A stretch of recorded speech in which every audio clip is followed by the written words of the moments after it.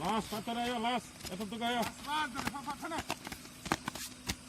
अरे भाई बस कहाँ आ रहा है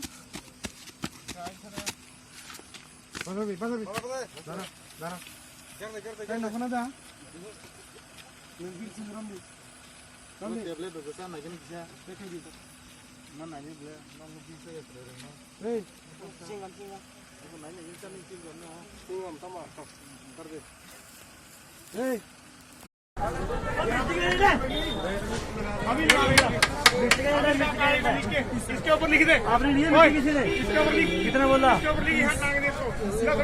कितने बोला? कितने बोला? 40 रुपए 40 अभी यहाँ लिख इसके ऊपर पैन के ऊपर।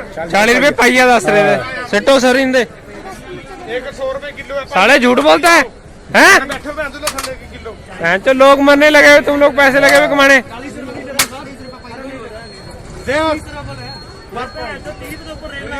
40 रुपए पाइया मिर्च। ये देखो पाइया बोल रहे हैं 40 रुपए पाइया वो देखो 10 में पड़ेगा भी एक।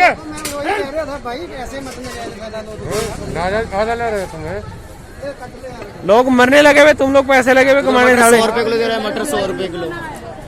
कहाँ है मटर वाला? वो सामने वो है 100 रुपए किलो। ठीक है 100 रुपए क्या? ये 100 रुपए का हैगा। किलो 100 रुपए है। अभी इसको 70 रुपए किलो 60-70 रुपए बेचेगा। हाँ केला कैसे दे रहे भाई? वो केला कैसे दे रहे हैं? बहुत बढ़िया। जिंदा रहोगे तो दोबारा खा लोगे।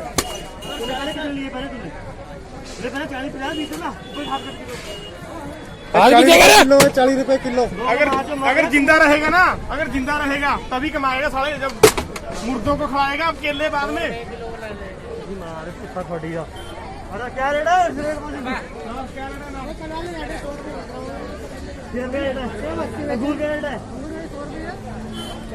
आप तो सामने खड़े हो।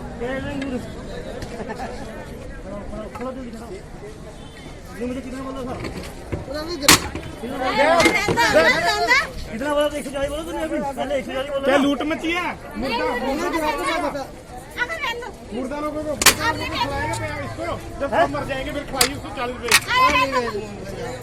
100 से ऊपर नहीं बेचना। और केला कैसे दे रहे? केला हाँ ठीक है 50 बिक रहा नहीं 50 ही देना। ये वीडियो सही अपलोड पा दी। काट दे छोड़ दे बहुत लंबी हो।